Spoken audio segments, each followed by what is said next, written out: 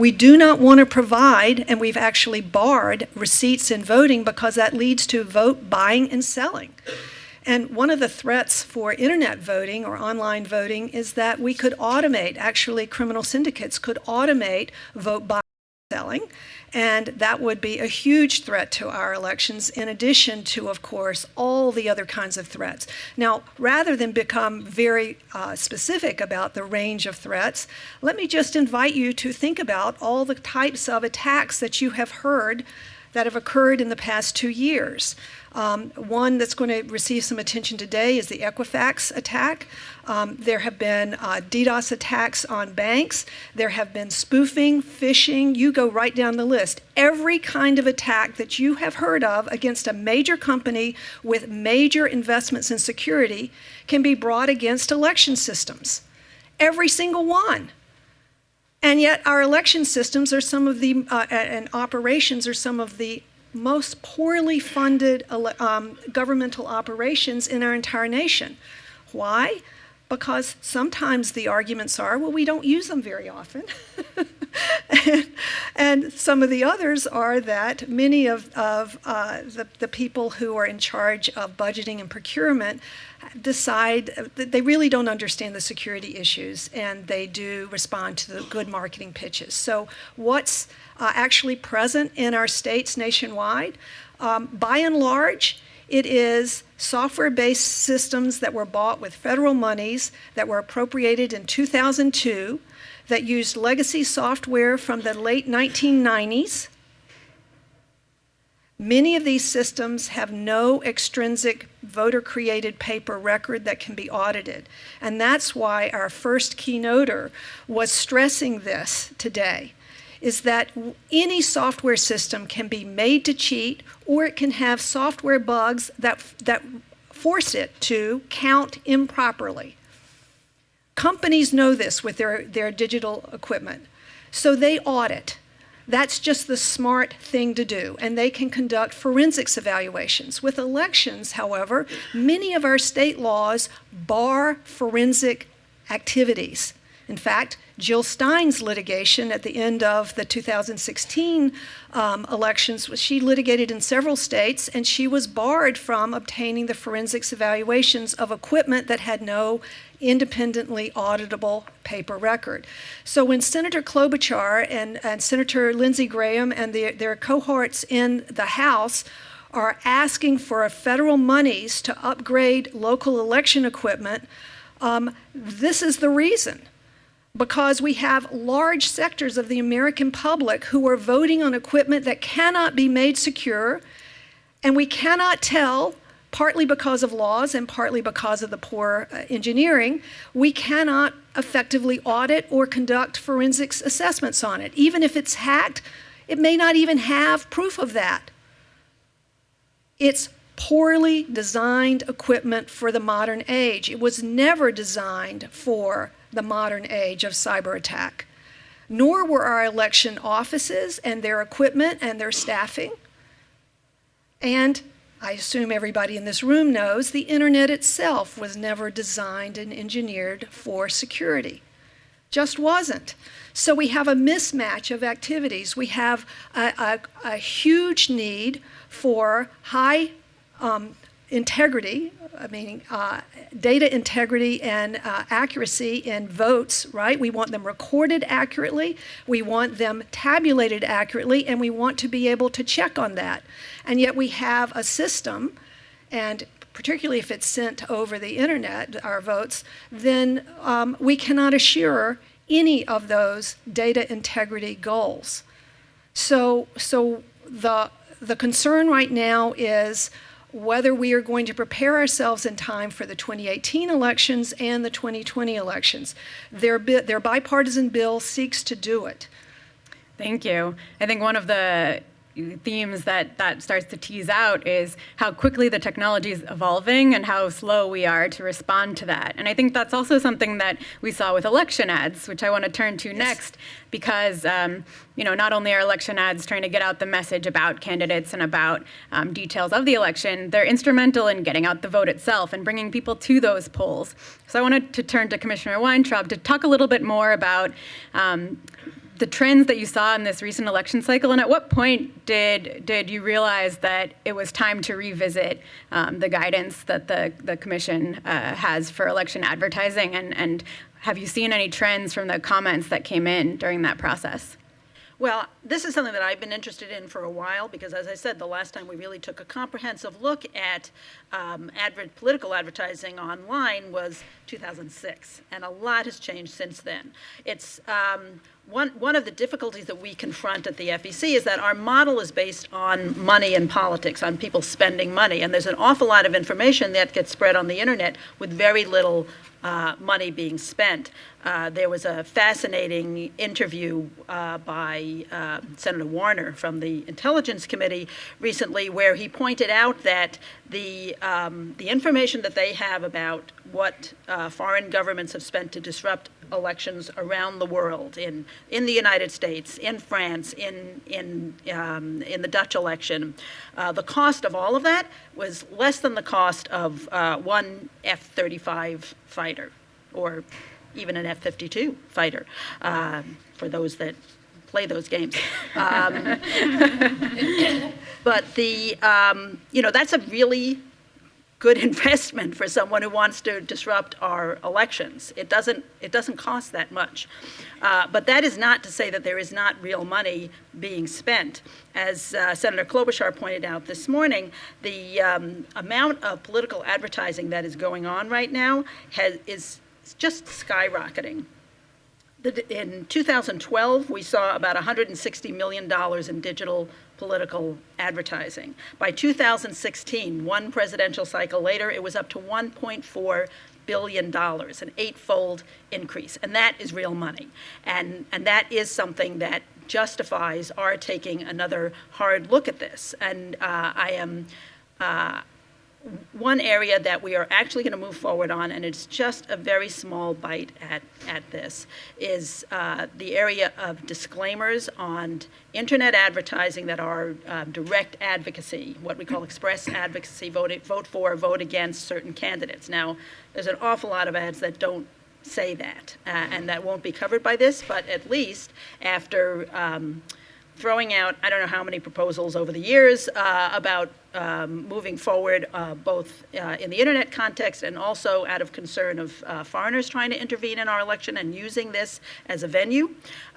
We finally got consensus, a unanimous consensus on the commission a few months ago. We have a draft in front of us right now, and I'm hoping that we are going to be able to move this rulemaking forward within this election cycle before the, ads are running now, I get that, but we should be able to move quickly enough to get new rules in place to at least require that there will be information available about where these direct advocacy ads are coming from.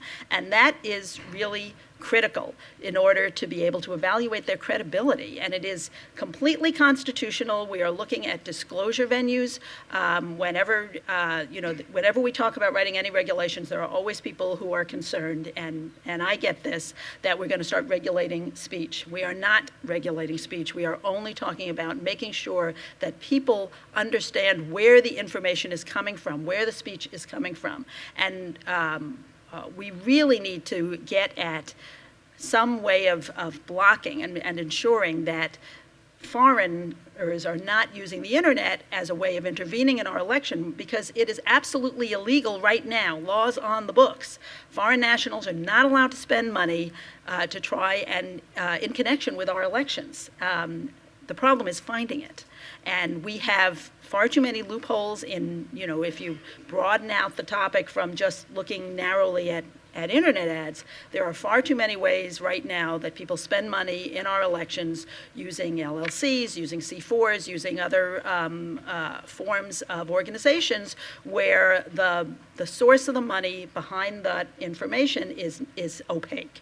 And we need to do a better job overall on that, but in particular, we can focus in on this very narrow issue of making sure that there are disclaimers and that reporters and others who are really interested and motivated to dig in will have a way of finding out where information is coming from, and that we at the FEC will have a means of investigating. Because if there's no information at all about where the information is coming from, who's posting the ads, then somebody files a complaint and says, I think maybe that's coming from an illegal place, from a foreign source, for example, then we don't really have any thread to pull if there's not even a disclaimer on the ad. So this is an important first step. It's a very small first step. It's a baby step, and we need to be doing more. But at least we have at the famously gridlocked FEC finally achieved consensus, unanimous consensus, that we need to move forward at least on this. I want to follow up on that, both for you, Commissioner, and also for Katie, because what we saw in the 2016 election was maybe some explicit advocacy ads and explicit campaign ads, but we also saw other types of issue ads and also ads that impersonated U.S. groups that were perhaps trying to suppress voter turnout or misinform people about policy positions that candidates had without saying so explicitly. So would these rules, how are these rules considering that type of content, or are those off to the side? And then afterwards, I'd love to hear from Katie how Facebook is responding, since that's sort of been the epicenter of a lot of these ads, and you've gotten a lot of attention recently for that. And let me start by saying that when we proposed that we were going to launch into this rulemaking, we did get, I specifically asked Facebook and Google and Twitter to comment, and they all did, and they all actually welcomed the initiative, which we very much appreciate. We need to work hand in hand with the folks who are so much more tech savvy than certainly I am, because I think that the very smart people who brought us the internet and who brought us platforms like Facebook can help us to figure out, who's a human and who's a bot. I'm not in a position to do that, but I'm betting that there are smart people out there in the tech world who can do that and who can help to get behind where the money is coming from. I mean, it's pretty obvious to say, people shouldn't take ads in rubles, but, that's not going to last very long. Like now that that's been made public, I think we can expect that people are going to be using other mechanisms to fund advertising. And this has to be a concerted effort by all of us. Right now, our rules on disclosing issue ads, the kind of very disturbing ads that we have learned about, where people from outside our country are actually trying to use this platform that is designed to and has the capability to promote so much citizen engagement in a positive way. Instead, there are malevolent characters outside our country who are using this platform and the very freedoms that make it so positive and strong to undermine it, and in fact to promote dissent and discord. And this is, by the way, let me just say, ought to be a completely bipartisan or nonpartisan issue, because the fact that people may have intervened on behalf of one party in one election is no guarantee that they're not going to turn around and say, oh, and the best way to promote more discord is to now intervene on behalf of the other party in the next election. So we are all of us who care about politics and want to engage in politics are at risk on this. And I think it is really important that we beef up our disclosure, and the disclaimers are a narrow issue, but also the disclosure more broadly across political advertising, including issue ads, but that is likely going to require some help from Congress. The Honest Ads Act, the Disclose Act, these are waiting to be enacted in Congress, and I really hope that this will help push them to a place where stronger laws can be enacted that will make our system more transparent, and then we can step in and shore that up with stronger regulations. And, on the Facebook side, there's a handful of steps that we are taking when we think about this issue that we're doing regardless of legislation or regulation, and something we're also looking globally. So the first thing that we're doing is that, and we're currently testing this in Canada, is you're going to be able to go to any page on Facebook. Doesn't matter if it's political, doesn't matter if it's a brand, you're going to be able to see the ads that they are currently running on the platform. So you're going to be able to just see the creative. It's not going to have any of who's seeing it or how much money they've spent. But it's one of the small steps we want to take in terms of that tricky issue of what are issue ads versus political ads and things of that nature. So we figured that just transparency for all pages and the ads that they were running was a small step that we could do in that direction. That's something that we plan on rolling out globally later this year, in addition to the United States. And then starting with just U.S. federal elections, and we certainly have plans to expand this out more, but it will take some time given all the different rules in every single state and in every single country. One thing is we will be labeling political ads as such and having the disclaimer that will be at the top of the ad. Advertisers will be able to self-select into that, but then we will also be looking for ads that, particularly ones initially that are the express advocacy, such as the commissioner mentioned. And if they're expressly asking for a vote or to vote against a certain candidate or about the election, they will not be able to run those ads until they add that disclaimer. We will also be looking at authorizing the people who are running those ads, making sure they're real people, making sure they are United States citizens and they're authorized on behalf of whether it's the campaign, political party, organization, whomever it is, that they're authorized on behalf of them to be running ads, advocating for them. And then for just political ads, mainly the ones that are being run by candidates and other organizations that have to file with the FEC or the IRS, there's going to be a 4-year political archive. That's going to start from the minute we launch it. So it's not like you're going to be able to go back and see ads all the way back to 2014. It's going to start building from when we're able to turn that on. That's going to allow you, there we will show the basic demographics of who saw the ad. So age, location, and gender. The reason we're doing that versus who they're being targeted is many campaigns use what's called our custom audiences feature, where they're uploading their own lists of people and we're matching them and then showing them the ad. So we don't necessarily know who was on that list. So we figure the best thing we can do is at least show who saw the ad. And then we're also planning on showing how much they spent, though the specifics of that we're still trying to work out. Do we do it by ad? Do we do it by campaign? Do we do it by day? There's a lot of different options there that we're trying to work through to help provide more of this transparency and authentication of people who are buying political ads on our platform. I just want to follow up on the issue ads specifically. You talked about publishing the currently running issue ads on pages, but there are, I would imagine, hundreds of thousands of pages, if not more, and quite easy to make new pages. So it could be difficult for investigators to kind of go look to see if there are problematic ads if they don't know which pages might be promulgating those ads. So can you tell us anything about what Facebook is doing to prepare to be on the lookout for those problematic ads that we wouldn't think to even go look for? We're trying to think through what's the best way to potentially surface those types of ads to us. There's certainly different types of issues such as immigration or other issues that tend to be the ones that cause the most discourse that we saw here. But we also want to be thinking, we want to make sure we're not fighting the last election in this one. And there's always going to be new ways that they're trying to look at it. So there's a lot more work that we absolutely need to do. But we also want to make sure that that we're taking these initial small steps at first to be able to take care of those areas while also trying to figure out how we can potentially surface some of those other types of advertising that's happening. Thanks.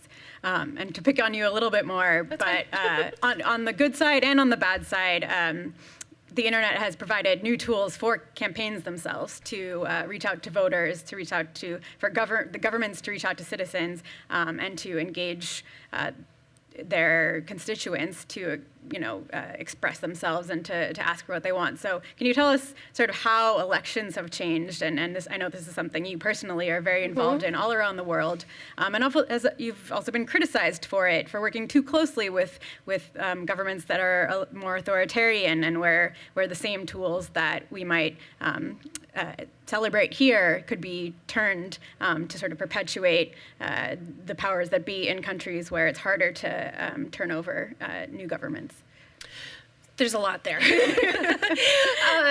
I think overall, our goal is to make sure more people can have a voice when it comes to our civic products, and to protect that.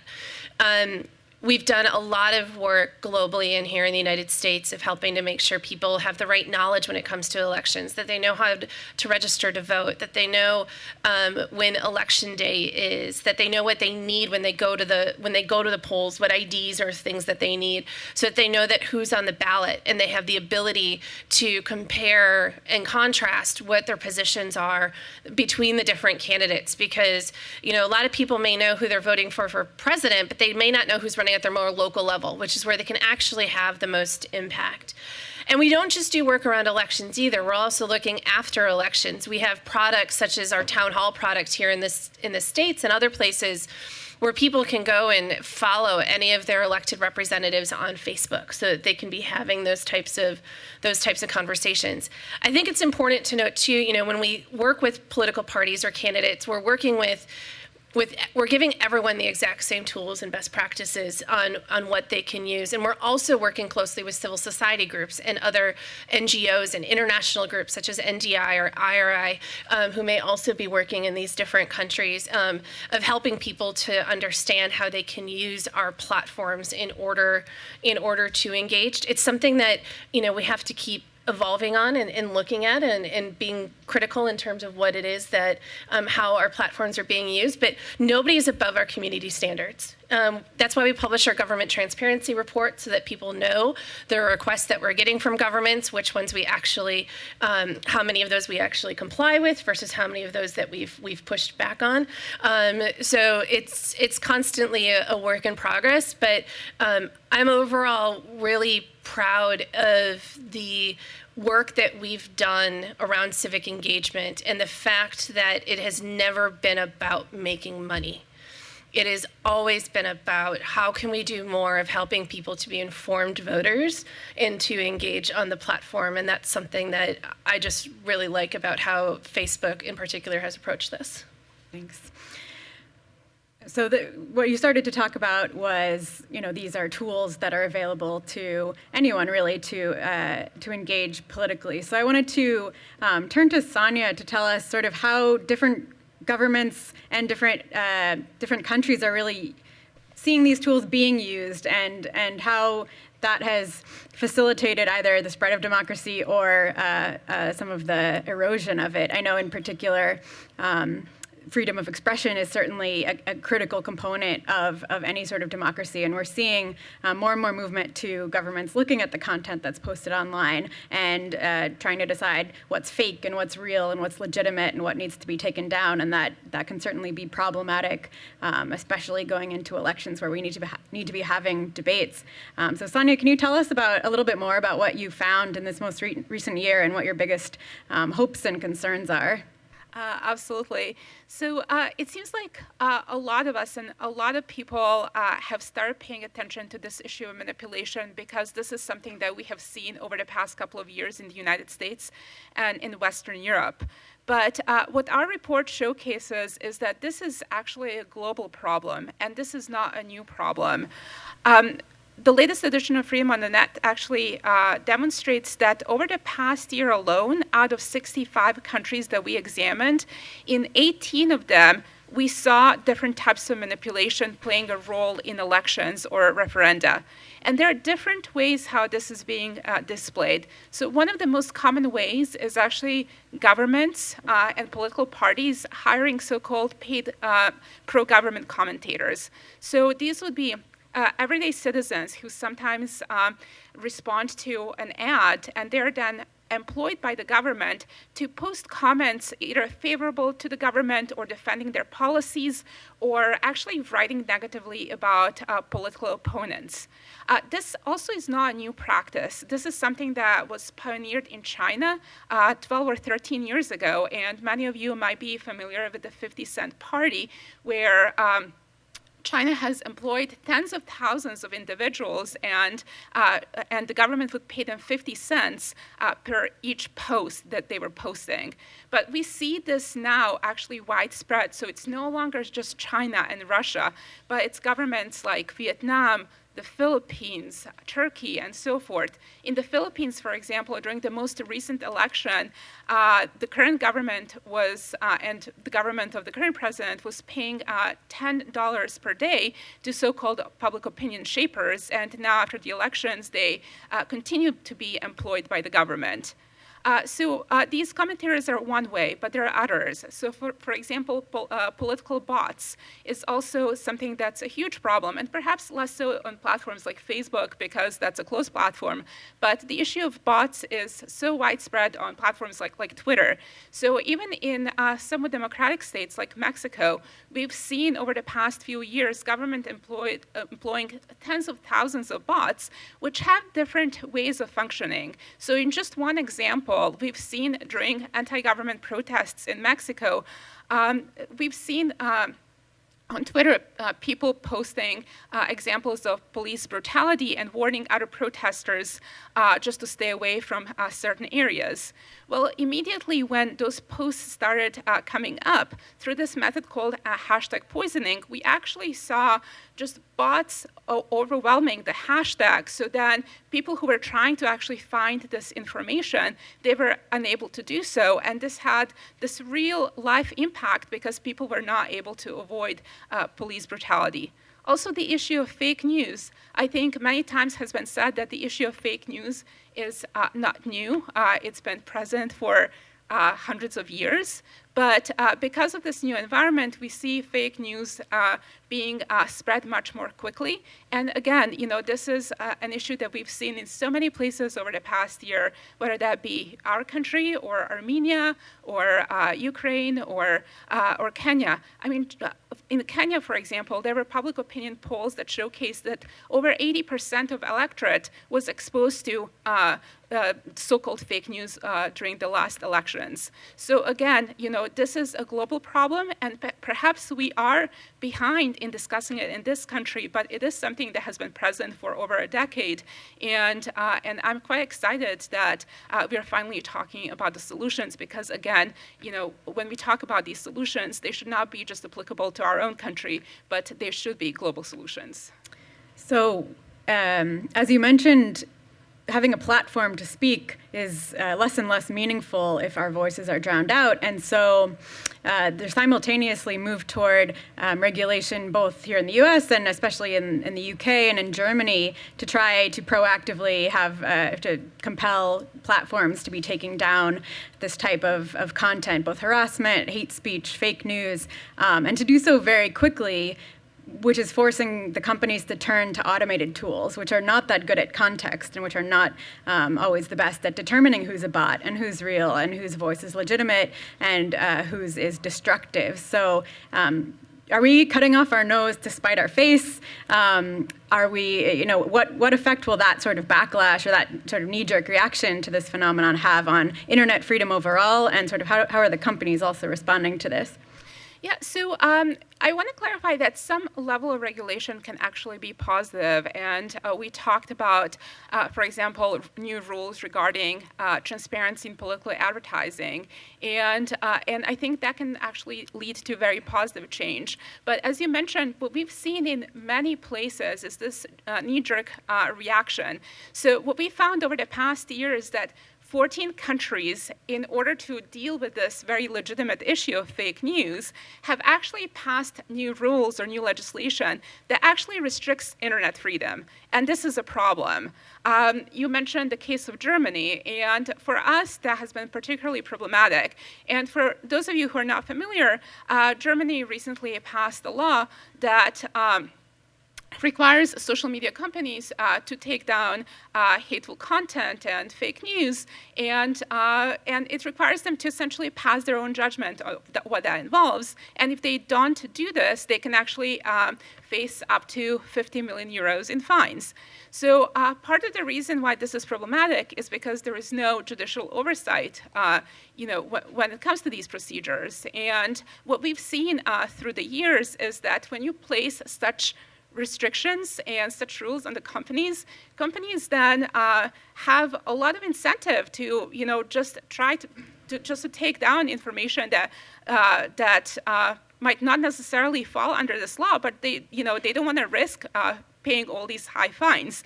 Just to also give you an example of how kind of similar rules have played out in some of the other countries, there was this issue of also companies being liable for intellectual property rights, for example, in the UK. And again, companies were supposed to proactively take down or face, whether that be defamation charges or intellectual property charges and so forth. So one of my colleagues, some years ago, ended up doing an experiment where he actually wrote to a number of companies, and this was internet service providers, and this was over a decade ago, but he wrote to a number of them and just said, I'm a descendant of John Stuart Mill, and the fact that there are all these websites, with John Stuart Mill's works is actually infringing upon, my family's legacy, so therefore you're supposed to take them down, otherwise I'm going to sue you. And interestingly, many of the companies that he wrote to just took it down without challenging it. And I think this really nicely showcases that, some companies, they obviously have very strict practices how they consider these things, and we applaud them. But many other companies throughout the world just don't. And I think when you place those laws, then you really risk over censorship in a way that the laws did not intend. Yeah, how's Facebook reacting to these actual laws and proposed laws? I mean, we're certainly having to, working to comply with them as best we can. But I think zooming out a little bit, what we're trying to do is when we look at these issues, there's sort of a five-pronged approach that we're looking at. The first is what more can we be doing around taking down fake accounts and understanding what is a fake account, because that keeps evolving as well as bad actors keep getting smarter. Trying to do what we can in terms of disrupting the economic incentives. A lot of what we saw in terms of people sharing false news and creating the pages and all that weren't doing it necessarily because they were ideologically driven one way or the other. They more just wanted the clicks so that they could make money. So the more we can do to disrupt those incentives, the better.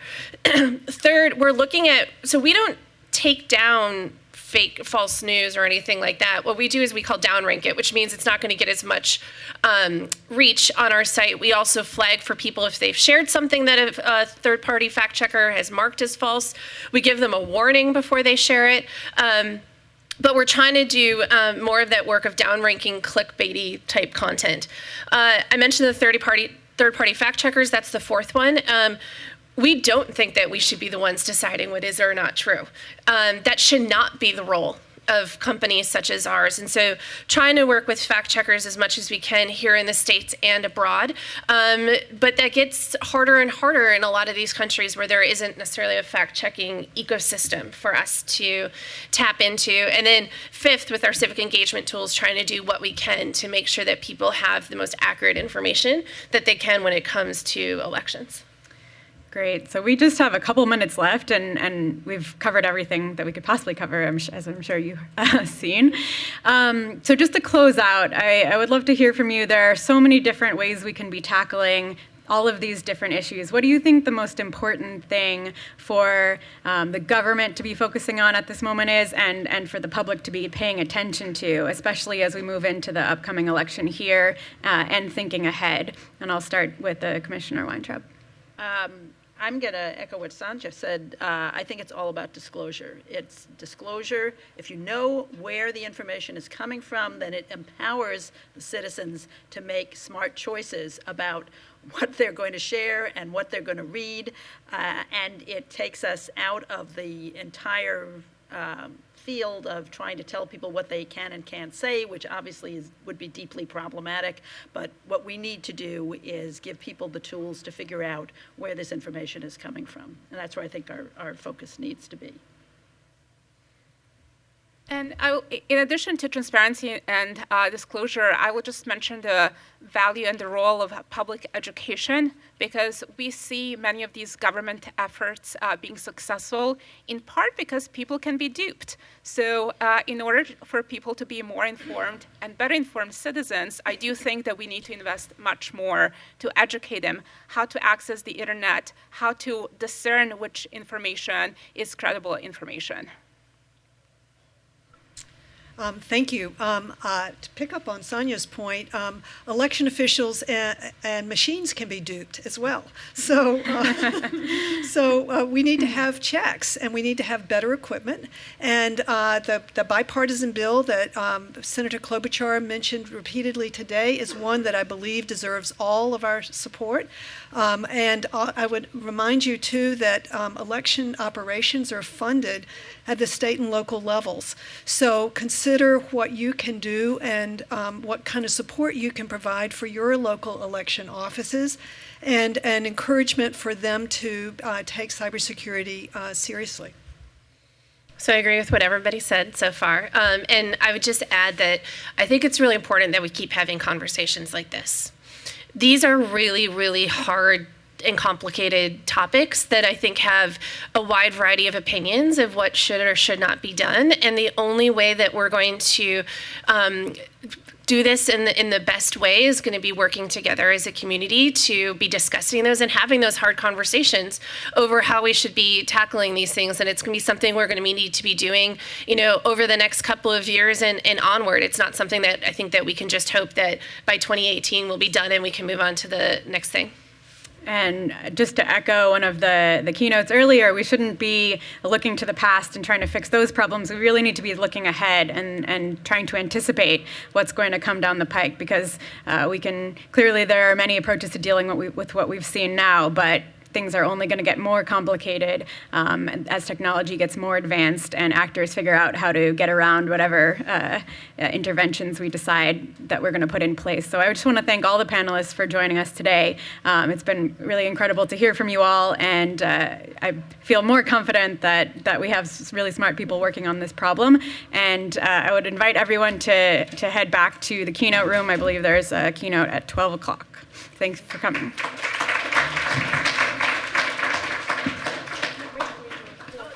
Sounds like I'm going to be nervous. Thank you. Yes, Susan, yes. Hi. Susan. Nice to meet you. Working on a transit line.